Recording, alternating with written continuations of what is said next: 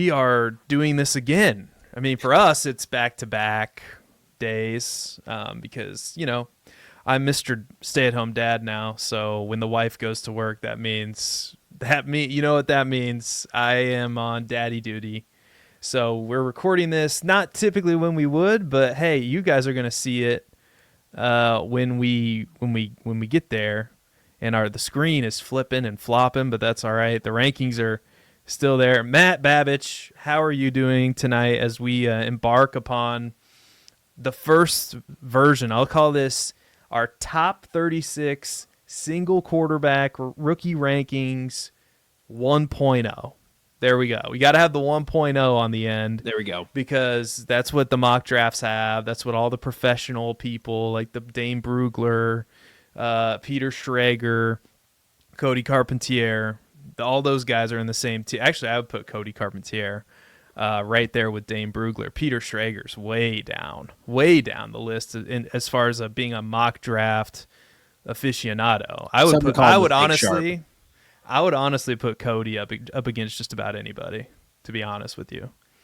I completely agree. Like, I wasn't super familiar with like roster watch as a whole either before Cody, but like listening to him and Alex talk ball, like hard to find like two more informative sources. Like they're very like no BS type of people. And we used Dane Brugler's last mock draft for our rookie mock draft that we recorded last night. And even there, like, there are just some things that go down that I just don't see happening. And those are the types of things that Cody usually tosses in the trash can. Like the idea of the Giants taking Travis Hunter at number 3 or whatever, like Cody would have balled up that idea and just threw it right in the trash can. But yeah, it is the Giants, so you never know what bad organizations are going to do. But I hear you, I agree with you.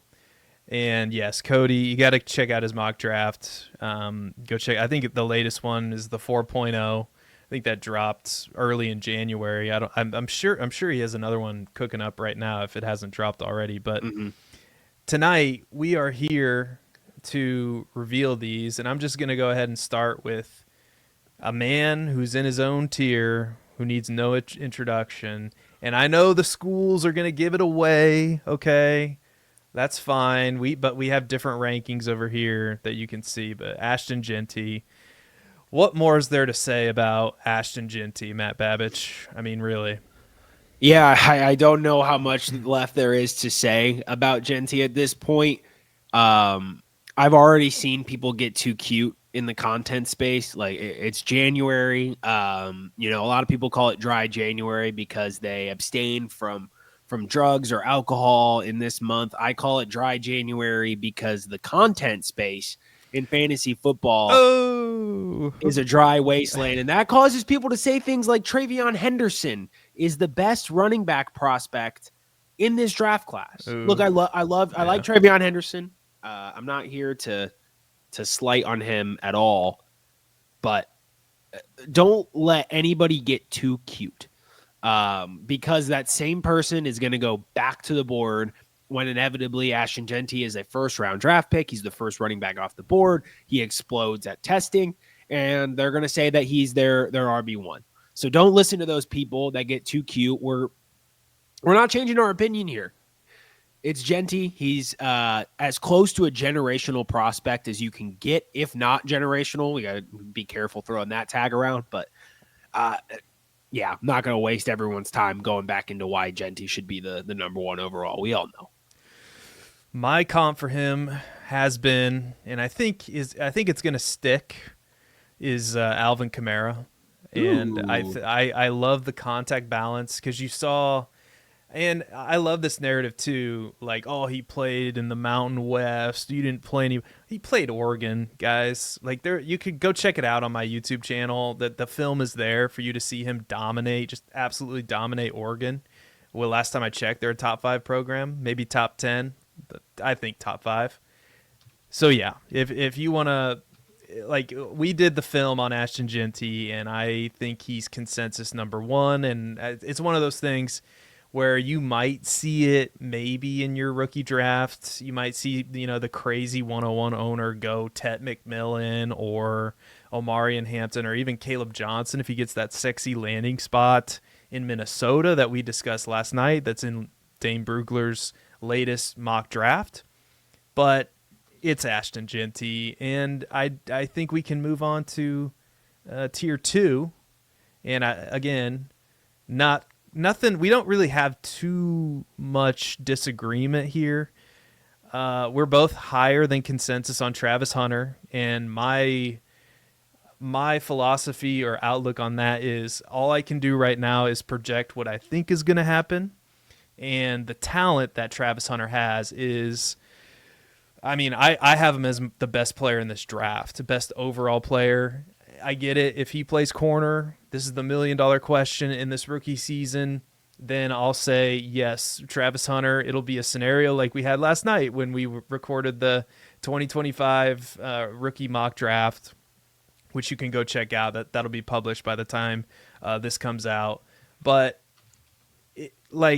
there are doomsday scenarios where Travis Hunter falls down the rankings, but for now, for me, he's my wide receiver 1 in this class, because I think if he plays wide receiver, that's how talented I think he is.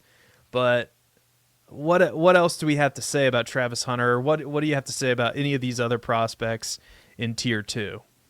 Yeah, so with Travis Hunter, obviously, when we're going to rank our rookie rankings, we're going to assume that Travis Hunter is a receiver and drafted as such.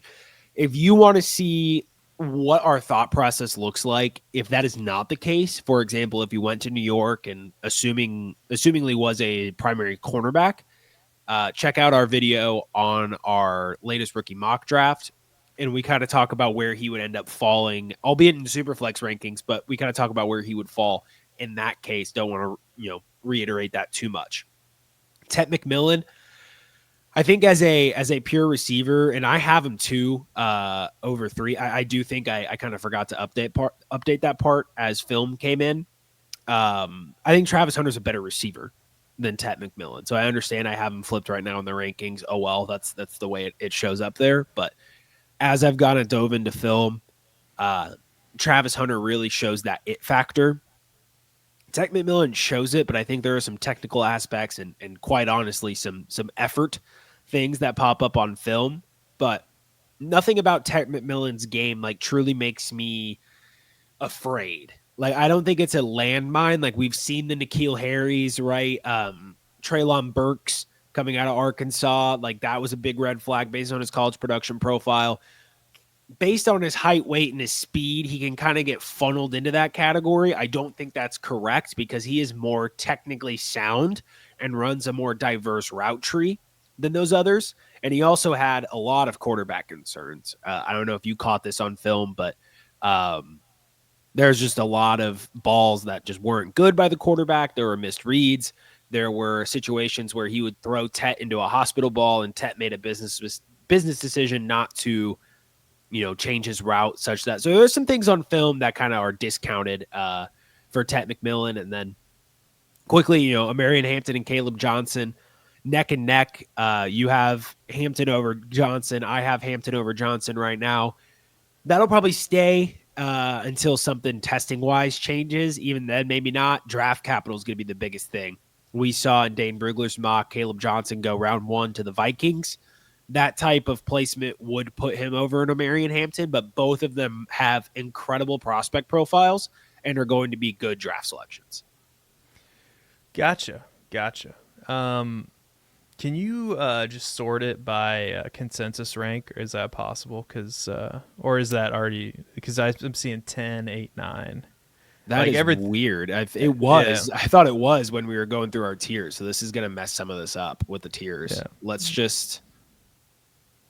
For simplicity, we're just going to hide the tiers real quick. That is really weird. It was sorted when we started doing the tiers. But okay, and I was messing with this, so it could be my fault. I saw it and I was trying to fix it, but anyway, everything's fine up till right now. Status quo here at the Dynasty Roundtable. That's right. So we'll just go down to 10. Maybe we'll reveal 5 at a time. And this would be tier 3. I think tier 3 ended with Trevion Henderson anyway. So I think this is tier 3 for us. So we got Emeka Egbuka at 6. You're a little bit higher. I'm a little bit lower. Quinshon Judkins, we're in lockstep. Luther Burden, you have at 10. I have at 6. Trey Harris, and then Trevion Henderson. Make the argument for Trey Harris over Luther Burden for me, because I disagree with that, but I'm interested. I like Trey Harris, so I'm willing to hear the argument. Yeah, I think it comes down to what I expect their role to be in the NFL, and then the upside that is generally associated with that role.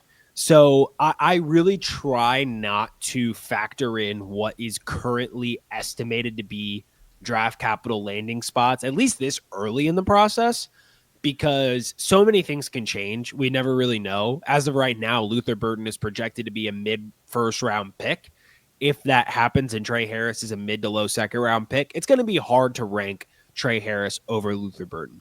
But as prospects, Luther Burden he's more of a slot receiver, as we kind of talked about. He can play both outside and inside. He's going to excel more on the inside. That's a fact. Now, Emeka Egbuka has a little bit more upside in the power slot role. It's a small difference, but very impactful for fantasy. Think Jackson Smith and Jigba, what he was able to do this year for Seattle. That is more of a power slot role that we see refined guys like Emeka Egbuka and bigger guys find themselves in. So Luther Burden, I love him. It was really hard in this kind of tier when we look at Judkins, Burden, Harris, and Henderson. You could really sell me on almost any order at this point in the rankings. And I honestly just said to myself, like, I'm not going to spend time splitting hairs at this point, trying to decide between those four how we're going to order them. That's kind of why we do tiers. They're all in a similar tier for me. Harris, with his size speed combination, has the potential to be a true alpha X. Like, I'm talking Nico Collins, Andre Johnson type of player. I ironically just named 2 Texans. But is that what Trey Harris is going to be? I don't exactly know. Based on what I've seen on film, I do think he has that similar Nico Collins path where he might not really be ready to take on that full role year one. There are some bits and pieces with his route running and his release packages that do need a little bit of refinement. So it will honestly kind of come down to what you're looking for. If I'm a contending team late in the first round and I am wide receiver rich and I want to get some upside to get a potential like true elite asset, I can see Trey Harris working his way into the top 15 receivers. It's harder for me to imagine that same path with Luther Burden given his role. A lot of things can change, but currently that's where I stand. Fair. I think that's a fair argument. Luther Burden did play the slot quite a bit in college, so kind of a similar player to Jalen Waddle, really, in that sense. I could see that like that would be a pretty good comp for him. But Trey Harris, there's no doubt that there's upside with that pick. I think we did a Superflex rookie mock draft last night, and Trey Harris went at the 112. If you get Trey Harris at the 112 in a Superflex rookie mock draft, bravo to you. That's an excellent upside swing. And yeah, I it's not that I don't dislike Trey Harris. Luther Burden to me is super appealing. I think he's likely going to be a discount because of the season he had this year that I don't think was entirely his fault. For sure. So again, I'm not going to argue too much there, but that is our biggest disagreement. Then we have Trevion Henderson to round out this tier, if you want to call it that. I'll go ahead and go down through let's just go through 16, so we'll be about halfway. Dylan Sampson, Xavier Restrepo, Devin Neal, Brashard Smith, Tyler Warren, and Jordan James. Talk to me. Well, one of your favorite players in this draft is Brashard Smith, running back from SMU. You have him at 11. I have him at 17. I liked him. But you really like him. So I think maybe we start there. I took Brashard Smith. I grinded him up. I rolled them up and as much as I can handle of Brashard Smith, and I am very I'm ahead of the game, and I've said this before. I said it a couple months ago, which is crazy. Like back in Thanksgiving when we were when we were talking about like our initial kind of top 12-ish rookie rankings. Brashard Smith, I think is really talented, and this is to me all going to come down to draft capital. I think based on talent, I love his vision. He has that natural. I keep comparing him to Tyrone Tracy, and it's more because of the situation than anything else. But when you look at him his first year as a running back, displaying a pro level of instinct and vision and able to, follow his block, find the gap, hit the hole, and accelerate through it. He's not a Judkins, right? He's not going to be the guy that grinds out extra yards. But he's also a guy, since he played receiver and he has those chops, he's going to be able to play everywhere. And, in PPR, which is the standard format right now for fantasy football, we have to take this into account because he could find himself in an opportunity where he's getting a 40-catch season if he finds himself in a Tyrone Tracy role where he's getting a start.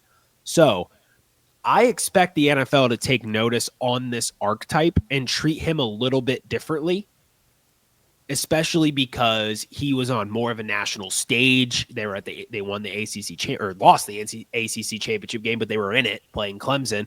They were in the playoffs. He had a good performance against Penn State. Those are things that people are going to take notice of, and it's a copycat league. I mean, Tyrone Tracy certainly made his mark enough on the league for people to take notice, and scouting rooms are saying, okay, how do we miss Tyrone Tracy? How do we not make this mistake again? And that's by drafting Brashard Smith. The caveat here is if he does end up like Tyrone Tracy as a 5th-round pick, we're just going to have to adjust the ranks. It's something you have to do. A guy like Jordan James can be a 3rd-round pick versus Brashard Smith, and we're going to have to flip that.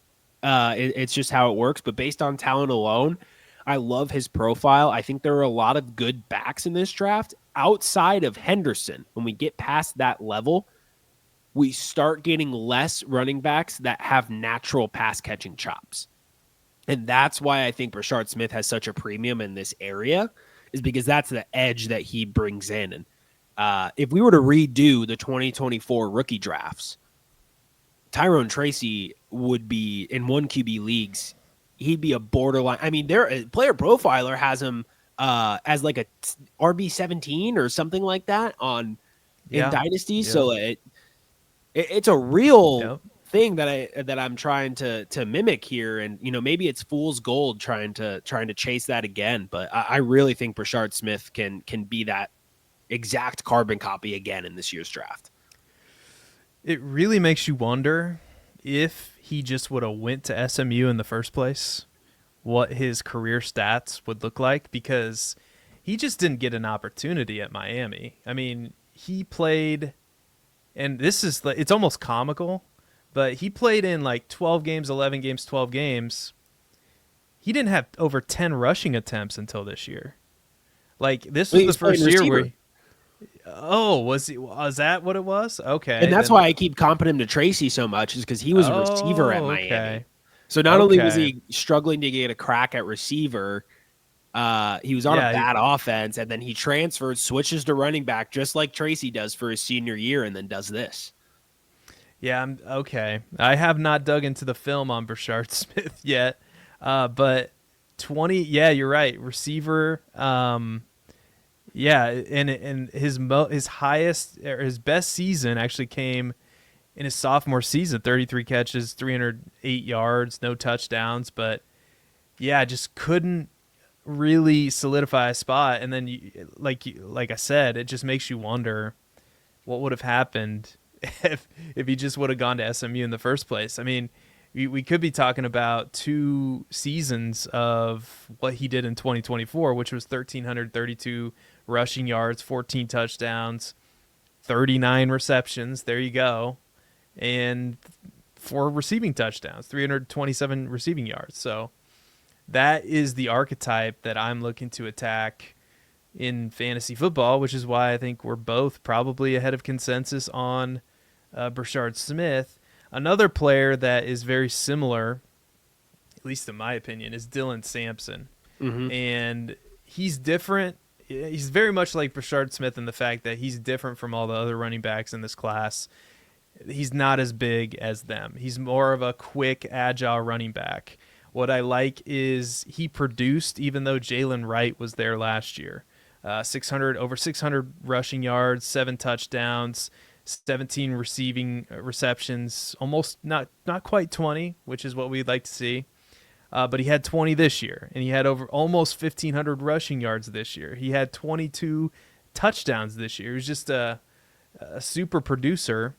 And when you watch the film, it's very clear that he is elusive as a runner, and he's fast. And he's very much in the same vein as the new age running backs in the league, like the Devon Chains, the Keaton Mitchells. I mean, Keaton Mitchell averaged like 10 yards per carry or something crazy like that when he was on the field.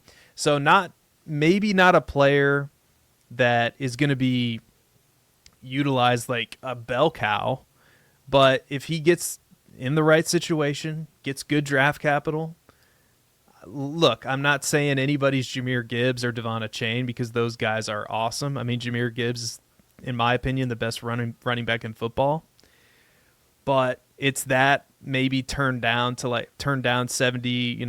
it's like 70% of that, maybe 60%, 70%, and that's a really good player. So again, situation's going to matter quite a bit, but Dylan Sampson is one of my favorite players. Devin Neal is another. Like this tier of running backs, to me, I can already tell I'm going to have way more exposure to these guys than most people, and I will not apologize for that. Not one bit. We were talking about that backstage, too. We were like, this back end of the first round into the second round, like it's going to be RB rich, really, because you take Sampson, Neal, Brashard Smith, and even Jordan James with the right situation. It's going to be hard to go wrong with really any of those guys. Sampson is funny because yesterday I was kind of talking about Sampson, and I mentioned that he was bigger than Jalen Wright, and I pulled up his profile as you were talking about him, and I noticed that he's listed at 190, and I was like, wait, that's definitely smaller than Jalen Wright. And it's interesting that that's the case, because one thing that stood out when watching, granted, it was more highlights than anything so far of Dylan Sampson, but he invites contact more. Like, he is a more physical runner despite weighing less. And, just another point on Sampson is that's probably going to resonate with NFL franchises, is that even though he's a little bit underweight, he's a guy you can run up the middle, and he's going to force, people back a little bit. He's not afraid of contact. He is elusive, but he'll also, to quote Marshawn Lynch, run through a motherfucker face. Yeah, definitely. I love him. And let's move down to, let's see, the Arizona State guy. I wonder who that could be. So we got Colston Loveland here, the second tight end in the class. We didn't really talk much about Tyler Warren, but I like Tyler Warren. He really reminds me of Tucker Kraft in a lot of ways. Colston Loveland, Jalen Royals, who I really like. Alec Ayumanor, Ollie Gordon, Isaiah Bond, and Cam Scatabo. So talk to me. What do you see in this tier? Because we really don't disagree on much. Yeah, so quickly to touch on the tight ends, I think, Tyler Warren and Colston Loveland, currently both expected to be first-round picks. And I know I said I do try and not factor that in as much, but that to me is going to continue to pick up steam. And whether or not Colston Loveland is a first-round pick, it seems that he is currently, it's going to be between him and Harold Fannin to be the second tight end off the board. All steam is pointing towards Colston Loveland. And he's a guy you really got to kind of, like Roman Wilson last year, you got to put a little bit of an asterisk next to the box score stats, because Michigan's passing offense didn't get any better this year. It seems to just kind of be an identity that they have. They're not a team that's going to really break through the air. But what do tight ends have to do successfully in the NFL to stay on the field? Most of them. They got to block.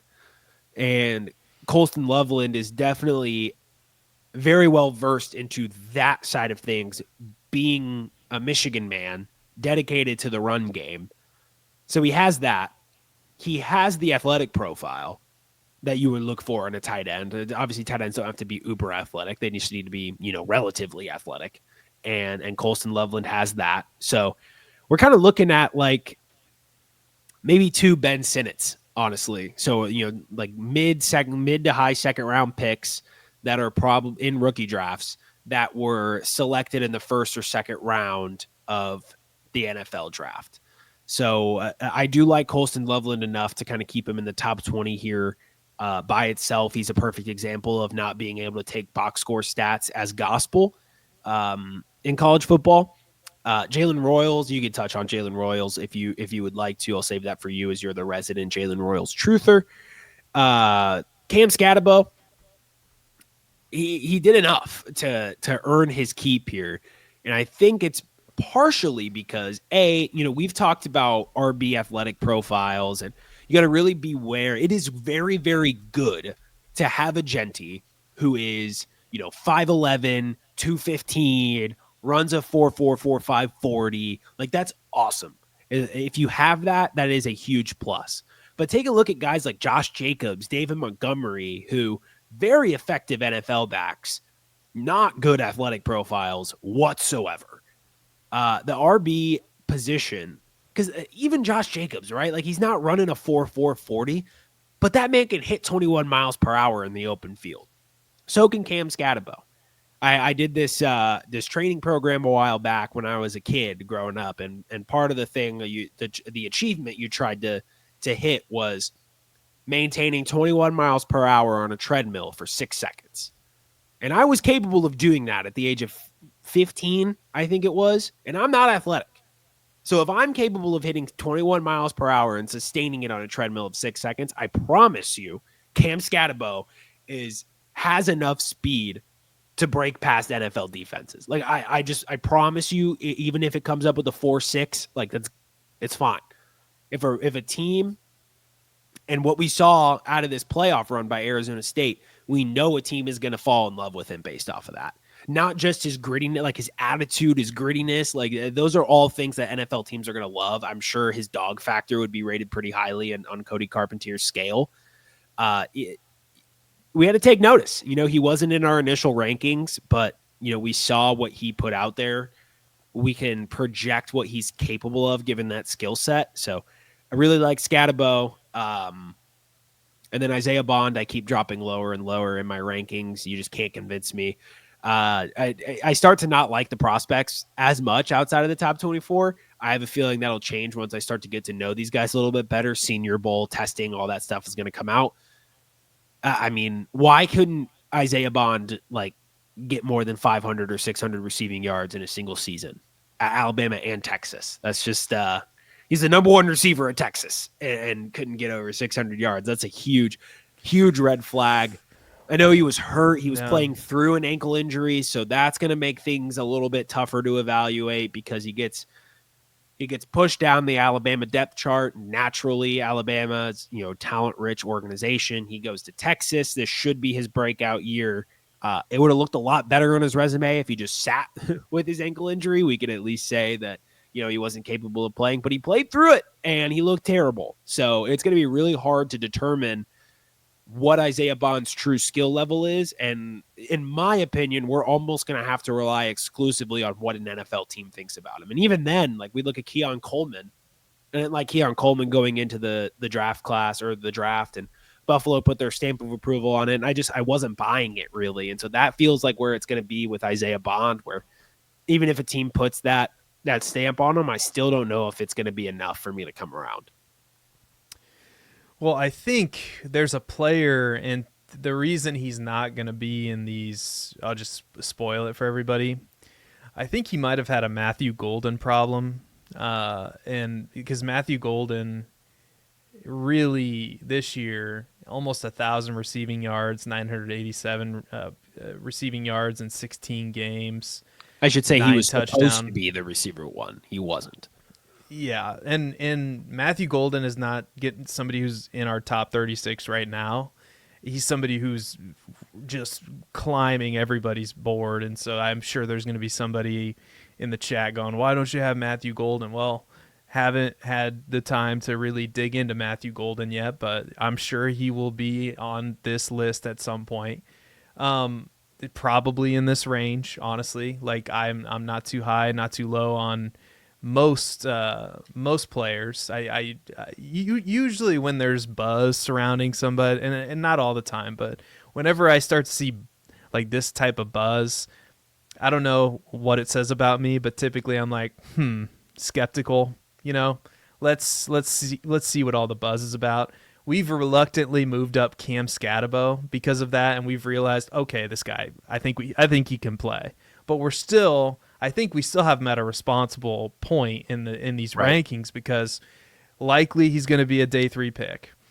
And a day 3 pick, look at all the day 3 picks and I would say last year was probably a good year for day 3 picks, because you got Tyrone Tracy and Bucky Irving hitting, right?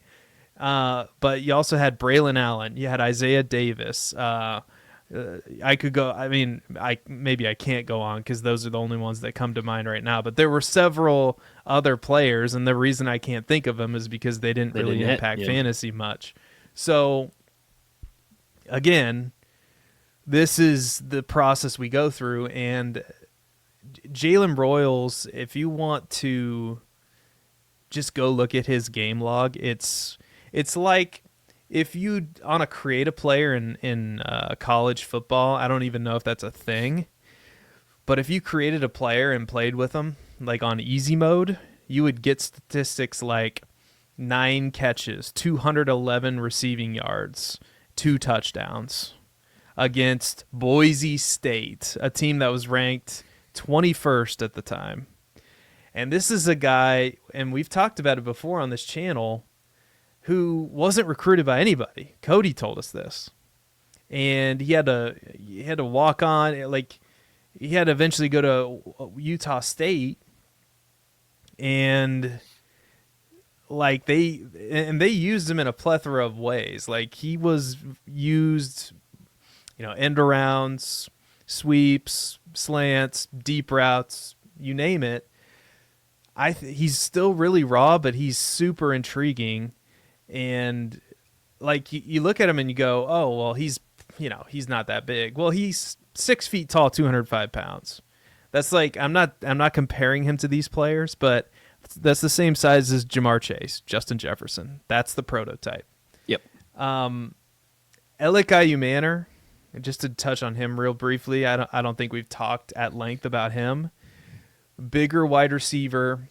And if you watch the Travis Hunter all 22 breakdown on my channel, YouTube channel, which is different than this channel, you will see that Elic Ayumanor had one of the best games that anybody's had against Travis Hunter when Travis Hunter was playing cornerback. And I think there's a reason for that, and I think that reason is Elic Ayumanor's really good. And he's somebody that I've raised up in the process. He's firmly in round 2, middle to late round 2. He's easily somebody I would consider in a single quarterback league early round 2. If a lot of the options, like if Brashard Smith, Devin Neal, Restrepo, Sampson, if they're all gone and I'm a wide receiver needy team, I would have no problem pulling the trigger on Ayumanor there, at least right now. So anyway, are we ready to scroll down, or any final thoughts about the top 22, I guess? No, I'm glad you touched on Elic Ayumanor, because that's a guy who kind of has quietly remained here in the top 20 for a while. We haven't touched on him a lot, but he's got that pro like 6'2", 210, but is also very quick in his cuts and very precise. And then you put on the highlight reel, and he's making a bunch of flashy catches. He was capable of beating one of the best corners in the league. So there's really a lot to like about him, and he's kind of gone under the radar, but deserves attention. Completely agree. Go ahead and scroll down, and I will. Yep. Let's see here. My computer's being slow. All right, we'll go 6 more, and that'll take us through 28. And then we'll do one last push and get to 36. So we have Tez Johnson at 23. Huge disagreement there. 12 spots of difference. I'm interested to hear your Tez Johnson trutherness. Didn't even realize. That's horrible. Cam Ward, we have at 23, or 24 rather. Tied for 23, I guess. Jaden Higgins, who I really like, a lot more than Tez Johnson. Taj Brooks, who's somebody who's rising up my rankings, who has risen up my rankings. Shedeur Sanders, Harold Fannin, really athletic tight end from Bowling Green, and then Jalen Noel, another Iowa State wide receiver. So give it to me. Give me the case for Tez Johnson being 19 overall. Yeah, I mean, I guess maybe I have him too high. I didn't really realize I was so far ahead of consensus here. I think it honestly just speaks more to me not necessarily knowing how to rank these guys once we get outside of like the top 18, 19. Like Scatabo, like, yeah, maybe he deserves to be, maybe he deserves to be over Tez Johnson in my rankings. But from a receiver standpoint, he's my next up after Ellick. Actually, I guess it's before Ellick. So I guess I really am in on Tez Johnson, but he's profiles more as a slot guy, right? I believe it's like 5'10", 165, something like that. Yeah, he's very similar to Tank Dell in build that way. Like he's not going to be. I love that you brought that up though. And yeah, like Tank Dell, right? He doesn't have the upside to be this elite producer. And maybe that's a reason that I should tame my ranking down a little bit, but I don't necessarily see that upside from a production standpoint in some of these other guys until an NFL team puts their, huge stamp of approval on him. Tez Johnson's incredibly quick. He's a good route runner. He is going to, oh man. He is going to be exceptional at working underneath and beating zones. He's fast enough to where he's going to be taking the top off of a defense. And now I don't think that this is where he's going to go, but let's think about a Chargers and how we can project the upside for Tez Johnson. No, maybe not, because they have Lad McConkey who's working the slot a lot, but a guy like Austin Eckler on the Chargers for the longest time was saying, like, we need a guy who could take the top off the defense, right? The problem with that type of archetype is that generally those pure deep threat guys are not super usable in other phases of the game. Like Jalen Guyton, when they were using him, like, he is a pure deep threat. Like, you're not trying to rely on Jalen Guyton to run underneath routes and screens and stuff like that. But Tez Johnson can do that. He has an actual wide receiver profile. He has route running ability. He has great body control, sideline awareness, those pro-ready things that you want to see. He's got good yak ability.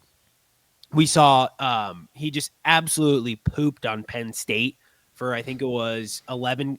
It might only been 5 catches, but for some reason I'm thinking it was 11. But I know for a fact it was 180 receiving yards and a touchdown that he put up against Penn State. And that was the true breakout moment for me, was let's see this guy on the big stage. I'm not as fond of Evan Stewart as, spoiler alert, the other Oregon Duck down there is Evan Stewart. And yeah, I think he's a little bit more of a gadgety profile. I understand that, but I think he's somebody that with his role, he's very refined at it. He's good at what he does. And if an NFL team, if he falls into a situation where he's going to be a starter in 3 receiver sets, Tez Johnson is going to be a guy who I'm going to be targeting like in best ball drafts for sure next year, because he has that ability to make a big play and really light up the scoreboard if he were to get opportunity.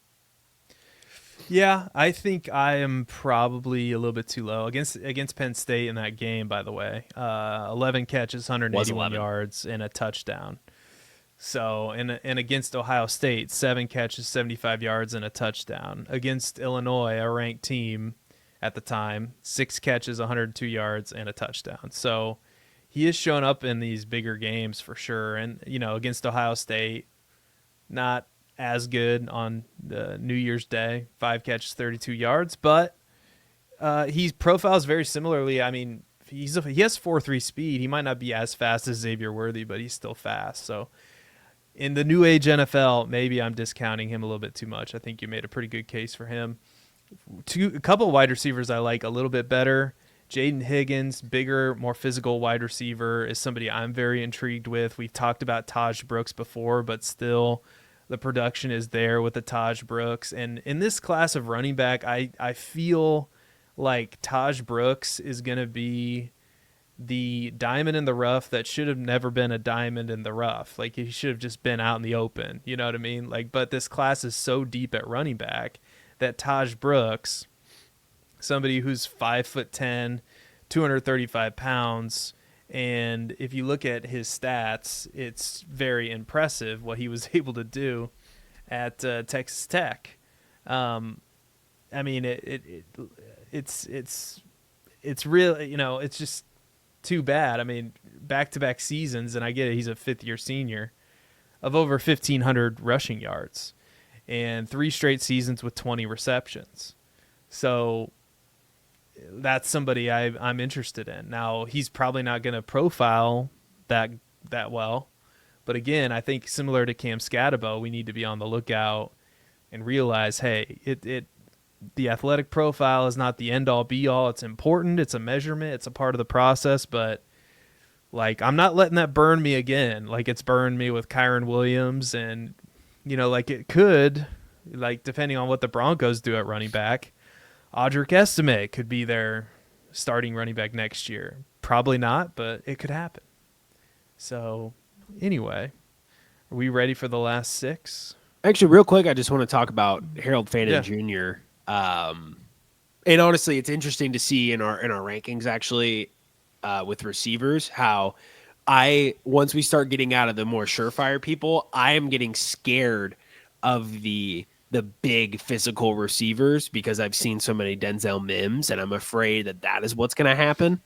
And so it's interesting. We're seeing the ideology of, like, I will start kind of I'll have my default to be the slot guy over the big, tall receiver. And so it'll be interesting to see. That's one thing I want to be able to iron out more as I start evaluating receivers more heavily is, how do we judge a Jalen Noel, or actually Jaden Higgins, not Jalen Noel. How do we judge a Jaden Higgins versus like a Tez Johnson, like lining up their because they have 2 completely different prospect profiles, good production metrics on either side, but 2 completely different prospect profiles. So it'll be interesting to see how we, continue to develop our analysis process in that. But Harold Fannin could easily be the second tight end off the board and could immediately push to be ranked above even Colston Loveland in a massive rankings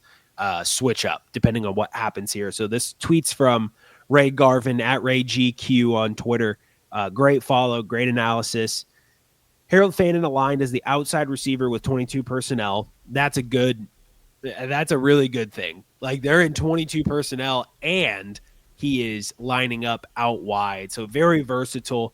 And in fantasy football, I believe this was an analysis that was originated by Ray Garvin. I might be wrong there, but he likes to call these hog routes some of the most valuable routes in fantasy. And that's actual numbers. That's not him just saying that because he wants to say it. But hog is hitch, out, and go. So those are the 3 most valuable routes in fantasy football based on analysis. And he ran a go route on 16.5% of his routes in 2024, a hitch on 14%, and an out or an over/out on 11. That's a pretty good percent of his route running is coming from those routes that are very valuable for fantasy. So he is a guy that if an NFL team and he lands in that right situation, he's going to be a starting tight end. Like, I'll bring back the Chargers. Let's say he is the guy that goes to the Chargers. I mean, immediately top 24 guy, just based on what we expect his opportunity to be. So a little bit of a sleeper right now, just because coming out of Bowling Green, we're not exactly sure where he's going to go. From what we know, it's more likely that he gets worse draft capital than we expect, just based on history. But Harold Fannin can be somebody who could easily just shoot up the rankings depending on what happens in the next couple of months. I completely agree. He led the country in receiving yards as a tight end. Pretty impressive, some would say. Yeah, that is pretty darn impressive. So I'll go last 6, and then we'll get out of here. DJ Giddens, I have at 22. You have at 35. I will make the case for him in a moment. Please do. Jack Beck, Raheem Sanders, Rocket Sanders, Evan Stewart, Ty Felton, Savion Williams, who I'm a little bit lower on than you, and Jalen Milroe last in our rankings here at 36. So let me talk to you briefly about DJ Giddens, because this is a guy, and I said earlier, and maybe I'll sound like a hypocrite to some people, I don't want to chase the steam, right? I don't want to be this guy who's overreactionary.